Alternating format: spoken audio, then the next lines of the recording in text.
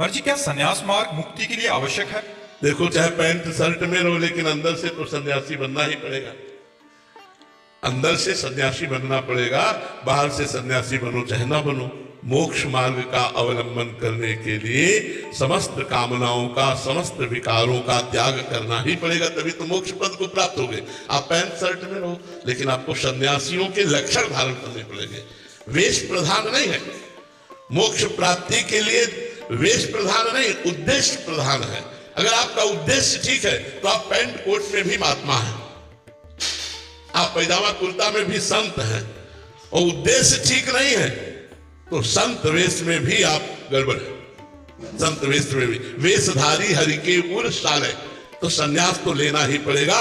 वो मन से सन्यास लेना पड़ेगा। तन को भले सन्यासी न बनाओ, तन को पैंट शर्ट जैकेट ऐसे रखो, लेकिन मन को वैरागी बना दो, मन को सन्यासी बना दो। ये तो बनाना ही पड़ेगा, बिना इसके बनाए मोक्ष सुख नहीं प्राप्त होगा। तन पर विशेष कोई बात नहीं, ये आचार्य कृपा से, गुरु कृपा से हम लोगों के मार्ग हैं जो गुरुजनों ने दिए, उनको धारण किए। लेकिन मोक्ष के लिए मन का सन्यासी होना अत्यंत अनिवार्य है। अगर मन सन्यासी नहीं है तो मोक्ष सुख प्राप्त नहीं हो सकता। समझ पाया?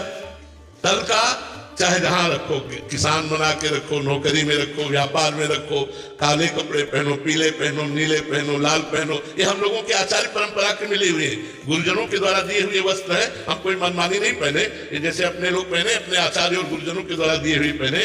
पर मोक्ष प्राप्त करने के लिए मन का सन्यासी होना अत्यंत अनिवार्य है। वेश संन्यास का ना हो तो भी मोक्ष की प्राप्ति हो जाएगी। अगर वेश संन्यास का है और मन रागी है तो मोक्ष नहीं होगा। सारे विषय भोगते हुए भगवत प्राप्ति हो जाए, ऐसा संभव है? ऐसा संभव। धर्मयुक्त विषय भोगते हुए हो जाएगा। धर्मयुक्त, शास्त्र की आज्ञा का पालन करते हुए धर्मयुक्त विषय भोगते हुए भगवत प्राप्ति हो जाएगी। जैसे गृहस्थी में है, पहली बात, जो धन है उसमें प्रधानता धर्म की होनी चाहिए।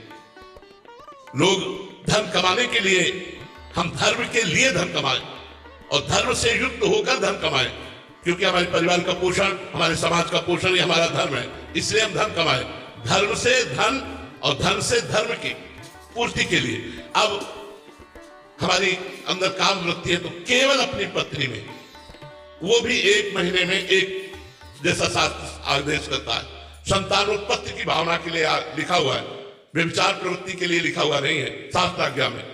और अपने पूरे परिवार को भगवान का स्वरूप समझते हुए संपूर्ण आचरण कृष्णार्पणम वस्तु करते हुए, नाम जप करते हुए, यदि गृहस्थी में उचित धर्म में नियम पूर्वक विषयों का सेवन किया जाए तो भगवत प्राप्ति हो जाएगी। ऐसा नहीं कि पशुवत आचरण करे, मन मानी खाए, कुछ शराब पिए।